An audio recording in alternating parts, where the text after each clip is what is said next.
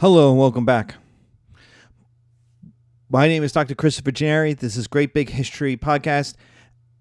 This is History 150, the history of leadership, and it's episode 18, Leadership in Popular Culture. It is our last episode. We have made the end. Congratulations. What a long journey it's been. We have hit ancient leadership. We've hit medieval leadership. We've hit modern leadership. We've hit good leadership. We've hit bad leadership. We've hit inspiring leadership and religious leadership, divine right leadership and evil leadership. And now we're doing leadership in popular culture. We're going to end with a fun one. And we are starting Li Shang as a leader. Li Shang is from Mulan. And the first thing he does is gets down to business to defeat the Huns. Him as a leader is an awesome example from the Disney catalog. He leads by example, especially physical activity. He shows the troops how to do it and then does it first and well. He uses his bow staff. He catches the fish in the stream. He leads by example and doesn't just tell them what to do. He demonstrates it, and he does it at a high level of ability. But he does do collective punishment. He does punish everybody for the faults of the one. Now, the idea of that is that if you do that, you'll inspire everyone to make sure that no one falls behind. That the idea is you are only as strong as your weakest member, and so you put it onto everybody to make sure nobody is too weak, that they hurt the rest of the group. The U.S. military has done this. The Marines are famous for this. It's also outlawed in the Bible. You know, it's not the best way of motivating people. It can hurt individual motivation, and it actually causes a lot of violence. If you ever watch Full Metal Jacket, this is what happens. They torture the people who can't keep up. Same thing with the start of A Few Good Men. Both stories of Marines. Fairly or unfairly, the U.S. military had that reputation of collective punishment. You hurt everybody, and so what the members did was then hurt the individual. So, not everything's perfect with Li Shang. He does have a good eye for talent. He looks at Mulan and says, "You're unsuited for the rage of war. Pack up. Go home." He knows she's not good enough. Now, he doesn't know that she's a she, but Mulan is not keeping up. Mulan, and thus by making the group worse, he's going to make the group better by subtraction, by getting rid of Mulan. But he believes in justice. And says to Mulan at the end, for having lied to everybody, for having pretended to be a man, he doesn't hurt her. He doesn't carry out the execution he's supposed to. And he says, a life for a life. She had saved him, so he will save her. So he does believe in justice. He has an eye for talent. He believes in justice.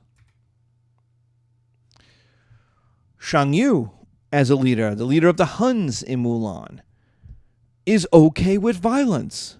He's also going to be a positive example of leadership, even though it's not nice leadership, because he's okay with violence. But that's what his followers want. Even though that violence is going to create opposition. Every time he commits violence, it convinces Mulan's army group to resist more, to get better, to work harder. This is the Assyrians we may have talked about in the ancient world, But they used violence, they used terrorism to defeat their enemies and then to rule over them, to make them too scared to revolt against the Assyrians. That didn't mean people didn't like the Assyrians, though. They hated the Assyrians, and they just waited for a moment when the Assyrians were weak enough that they could rebel. Shang Will does not micromanage. He allows for decision-making. He asks his followers questions and then allows them to solve the problem. He's instructing. Now, he may know what the answer is. Usually it's violence. But he's letting his followers commit their own actions. He's waiting for them to come to their own conclusions. He's tactical, rational, and respects ability. He's impressed by Mulan when they fight each other, at least until the end. At the end, he kind of loses that tactical, rational ability. But his superiority complex leads to him taking more risks than his followers couldn't do. He's better than everybody else. He's bigger. He's tougher. So he takes risks other people can't quite manage. But those risks could lead to bigger rewards. He could conquer China. Alexander did the same thing. Alexander the Great should not have invaded the Persian Empire. Everybody he would have said that to. We don't have, a contemporary like who's who and what did they interview, like in The Office where they cut to the Office interview and go, what do you think of Alexander invading Persia? But everybody would have said that's insane. Persia's too big. Its army is too strong. Its army is too big. How far are you possibly going to get? Nobody starting off for the Hellespont would have thought they'd end up in India. Not a single one of them. And so that superiority complex could lead to taking more risks than his followers could accomplish. But if they do accomplish it, you end up with a solution. You end up with a goal that is way bigger than you ever thought possible. So Shang Will is looking at conquering all of China, which his small army, his army's fairly sized, but not compared to China, which is a place of 100 million people. He should have no chance doing that. But if he takes risks, he might be able to. What about Aragorn? Aragorn, as a leader, doesn't want power. He walks away from it. The king without a crown. In fact, he's dissed by Boromir. This guy, he's no king.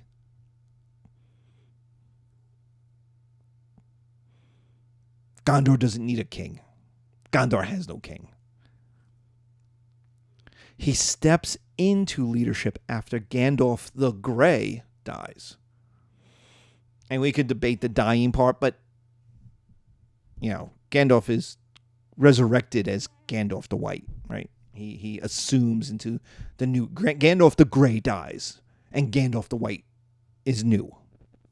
Is the reborn, recreated, upgraded version of Gandalf. Gandalf the Grey never comes back. So, who becomes the leader of the Fellowship? First, it's Gandalf the Grey, and then it's Aragorn. He knows his limits. As a leader, he knows his limits. He gives up the ring when it's too dangerous. As the scene with Frodo. I swore to protect you. And Frodo goes, can you protect me from yourself? Would you destroy the ring? Would you destroy it? And he knows he can't. He knows he wouldn't. He knows he's too weak inside. Even though he's a great leader, he knows that compared to the ring, he is not good enough. He is not pure enough. He cannot accomplish the goal. And he says, I would have gone with you to the end, to the very fires of Mordor. but he knows he can't. 3, he's loyal. He is loyal to his team. He's loyal to the Fellowship. Right? When Merry and Pippin are kidnapped, he searches for them despite only being one person. Now he'll bring the elf and the dwarf with him, so that's 3 against an entire platoon, a strike team of orcs. So even if they caught them, they'd be outnumbered 2 or 3 to 1. But Merry and Pippin were part of the Fellowship, and he's going to search for them. He's going to save them if he can. Humility. Number 4, humility and servant leadership. Now, we talked about leaders and democracies and assemblies and this idea of a servant leader, one who serves a group rather than is served by them. And that's how it ends. My friends, he says to the hobbits, you bow to no one. He bows down instead. As king of Middle-earth, he bows down to the hobbits. He respects their sacrifice. And because he bows, the rest of Gondor bows too. The rest of Minas Tirith bows. Right? He respects what the hobbits have done. And so the idea is the hobbits are the humblest of the group. They're not even humans. They're hobbits. They're shorter. They're not serious, right? That's the whole start in Fellowship of the Ring, is how lackadaisical they are. And now you have the king of Minas Tirith bowing to them. He leads by example at both Helm's Deep and the Black Gate. And he understands the motivation of his followers, the ghosts or Theoden. He knows what motivates them. He knows what gets people to go. And so at Helm's Deep, he says, ride with me. Let's go and fight the orcs. Let's not wait for them to come to us. Let's attack them. And Theoden's like, oh my God, that's amazing. Oh, that will be so much fun. Let's go and attack them, and we'll die fighting, and it will be glorious. At the Black Gate, the same thing. He gives this impressive speech in order that we will fight to buy time for Frodo. He doesn't know if Frodo's even alive. But he's going to buy them time. And he plays on that motivation so that when he charges, the rest of the army goes with him. What about Darth Vader? Darth Vader is lawful. He follows the Emperor's orders. When he's force choking one of the Imperial officers, when the commander of the Death Star says, stop it, release him, he does. But Darth Vader is outside the Imperial military command structure. He is Lord Vader in the first movie. And yes, we're using Star Wars. We're using the original movie.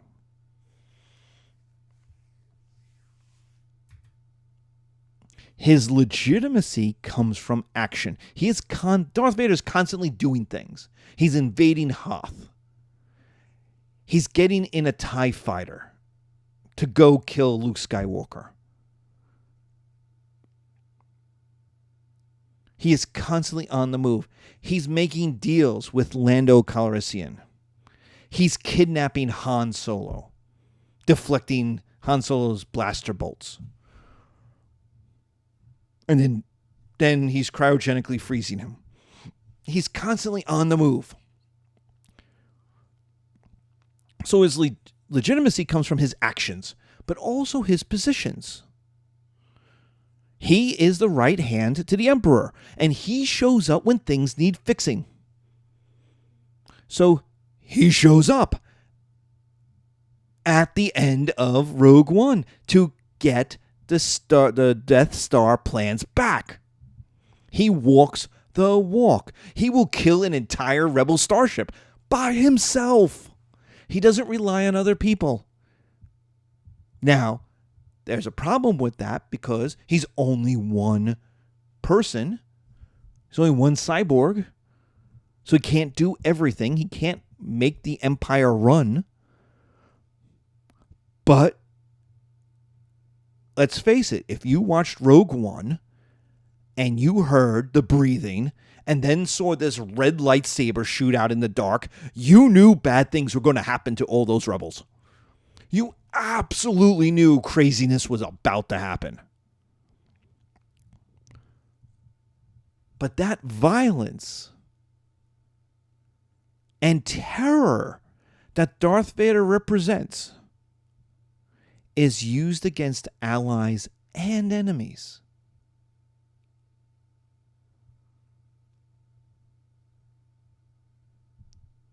Just because you're a member of the Empire or the Imperial Command does not make you safe, does not make you an ally to Darth Vader.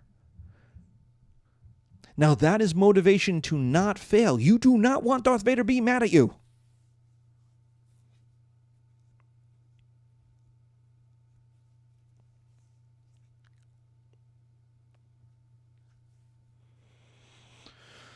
You do not. You have the motivation to not fail. But you also have to understand his powers. So in the scene in the movie where the guy gets mouthy, where the mouthy officer is like, your old religion, that's to tell the audience, look at how powerful Darth Vader. Darth Vader can do crazy stuff. Darth Vader could have walked over, just killed him, cut his head off with the lightsaber, but he doesn't. He force chokes him from 15 feet away. But when ordered by Tarkin to release him, he does. Remember that lawful part. So Darth Vader fits in the Dungeons and Dragons alignment chart of a lawful evil dude.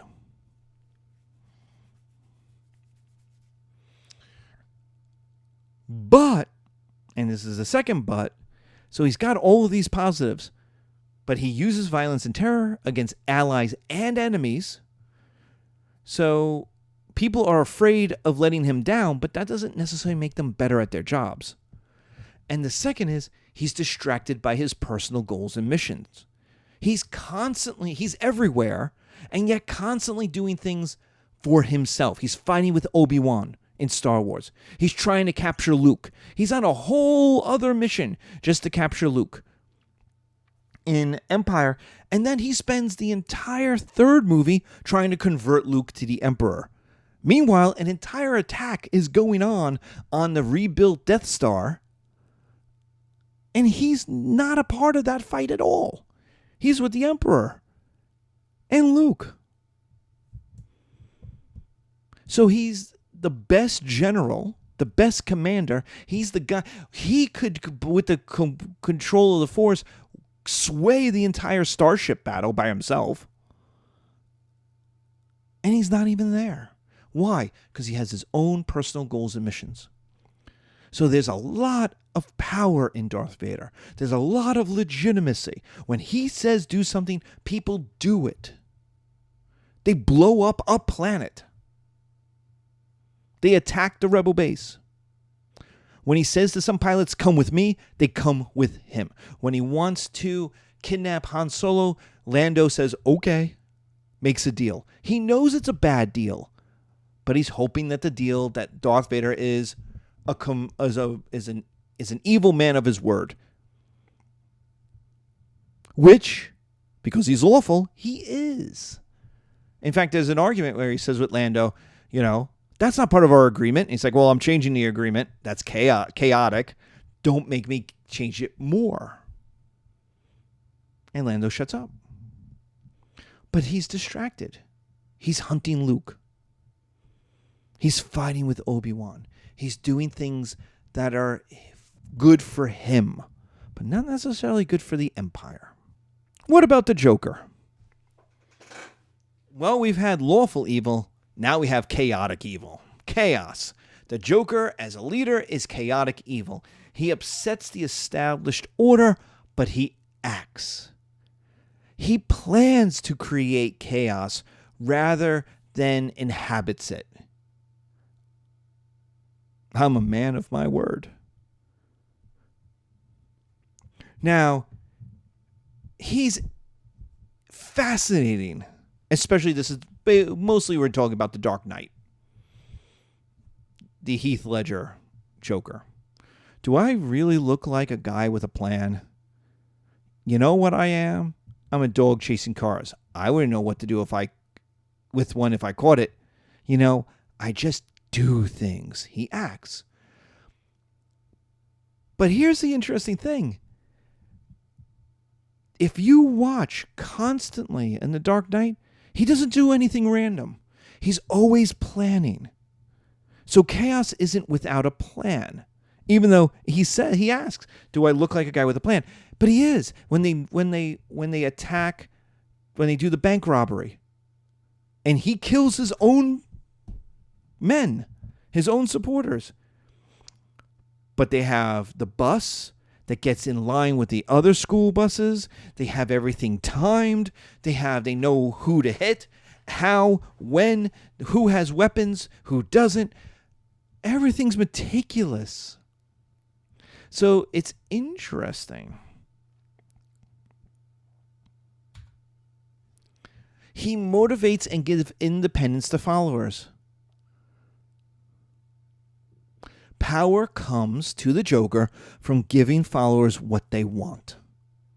They want money. They want prestige. They want to commit chaos. Right? But he's not loyal and will kill followers to advance himself. So you cannot trust the Joker as a leader.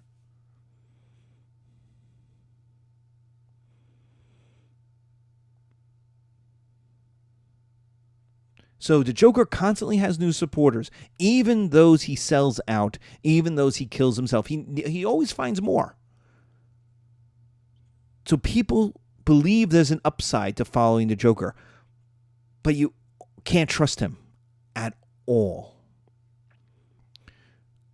Now, something we haven't talked about in any part of this conversation, in any part of any of our videos, he finds humor in everyday things and situations.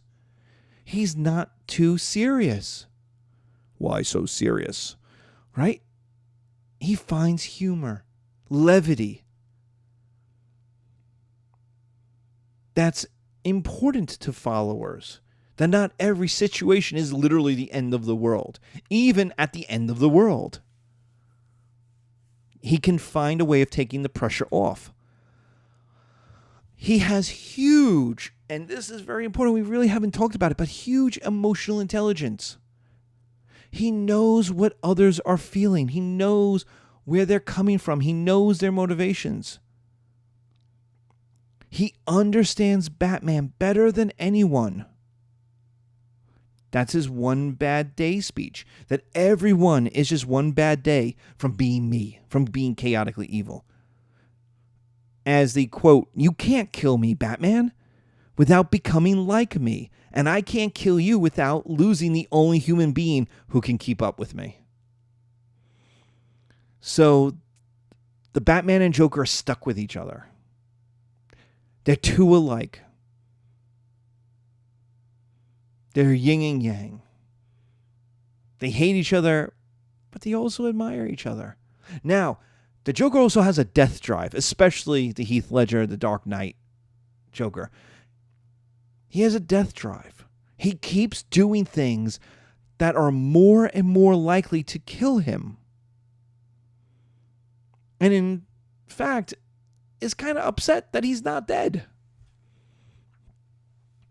And that's especially true of the Batman from the original movie, the 1989 movie, where he falls into the vat, Jack Nicholson, he falls into the vat of chemicals. Like, the fact that he survives is a problem.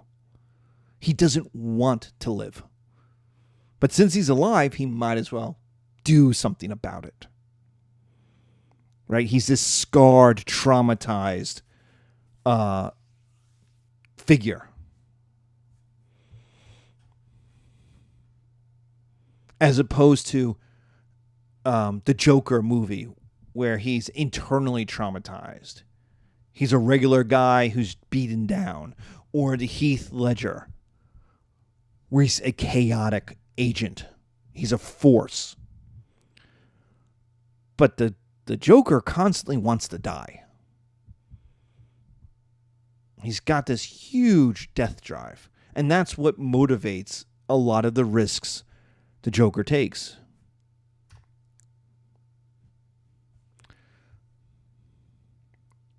The Joker is interesting when put against Batman and Superman. Superman has godly powers, but almost never uses them out of goodness. So Batman has two quotes that I like, and so I'm showing here. If Clark, meaning Clark Kent, wanted to, he could use his super speed. Notice he doesn't say Superman, says Clark. Wanted to, he could use his super speed and squish me into the cement. But remember, Batman is a person. And thus, the limitations of personhood. Superman isn't. Superman is a refugee. Superman is from Krypton. Superman's a god. As long as Superman is under the yellow sun, Superman is invulnerable to anything Batman can do.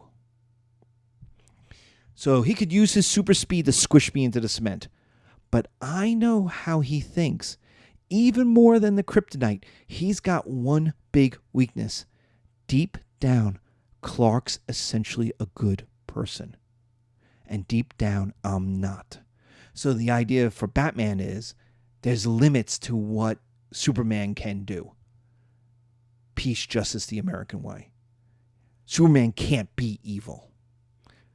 So there's limitations that Batman has. Now, not Batman, Superman has, but Superman chooses those limitations. Chooses those limitations rather than power. Chooses kindness rather than terror. Superman could do all those things, chooses not to.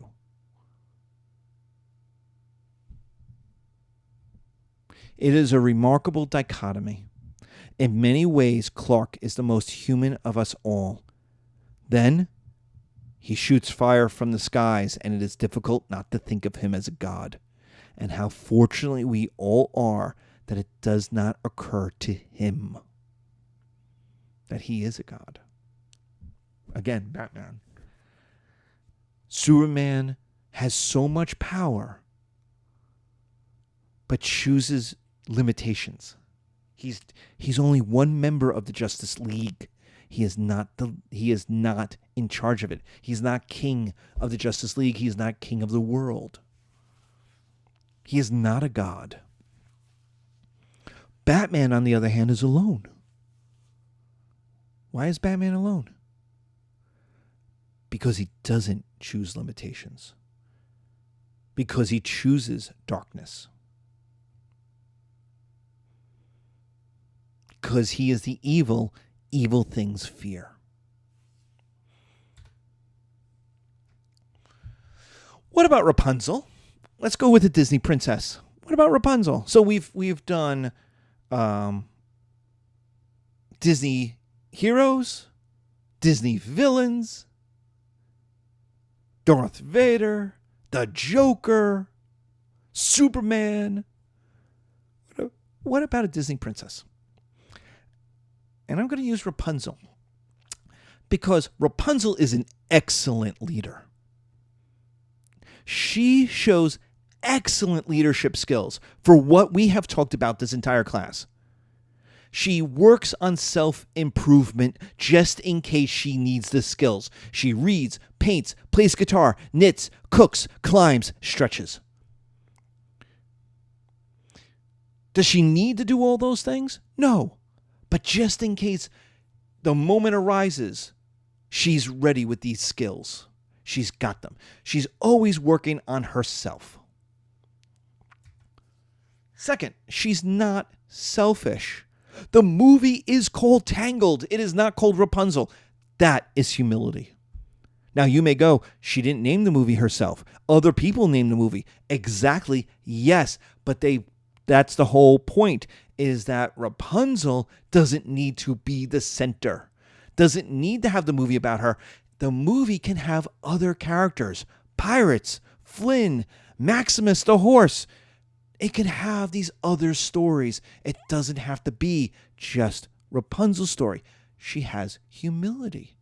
And we see this throughout the movie, where other characters get to have their stories told too.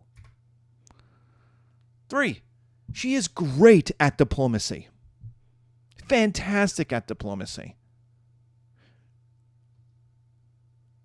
She gets an entire crowd of pirates who we know are terrible people because in the song, I Have a Dream, they tell you how terrible they are. They commit murder and rob people and are terrible, flat out tell you they're terrible people who do terrible things. And yet they sing for her about their dreams. She gets Flynn and Maximus to work together. Do you know how crazy that is? Maximus spends the entire movie hunting Flynn. Flynn is a criminal who works with criminals. And Maximus is the police horse who's after him and catches him. But because Rapunzel says, I need to see the fancy lights, and Flynn's going to help me. Can you help me, Maximus? She's able to negotiate Maximus to giving up his own goals to help Rapunzel achieve hers. That's great diplomacy. And she does it just out of the kindness of her ability.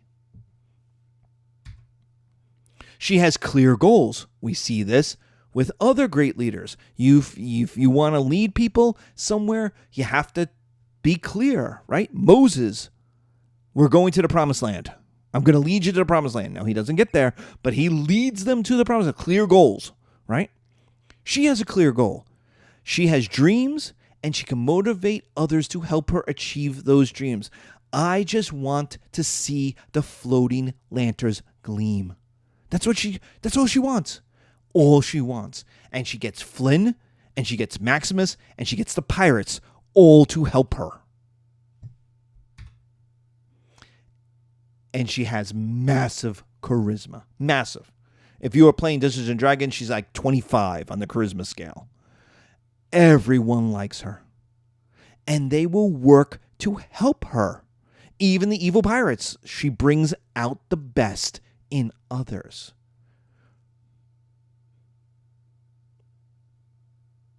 Even when she does the dancing scene, the instrumental music scene, the little kids come and braid her hair, and they're having hopscotch with her hair. They're so excited to do this hair. They're like, oh my God, we've never seen hair so long. And they do flowers, and they do ribbons, and they do whole different braids. So even the kids, she brings out the best in everyone.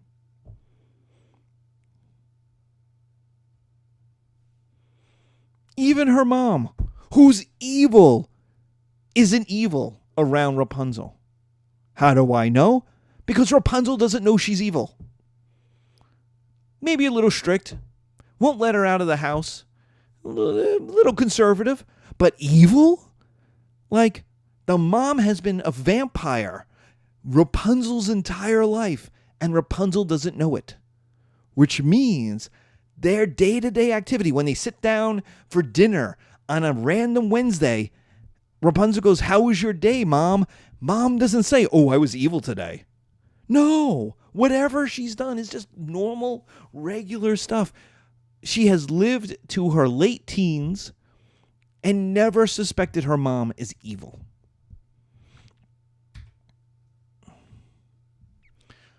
So what is the advice of this class?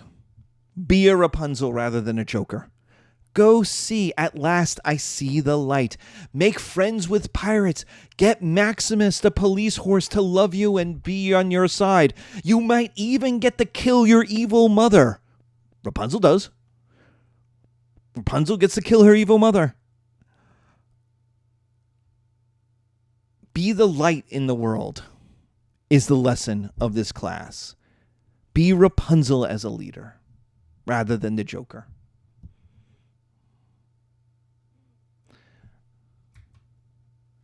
thank you for your time.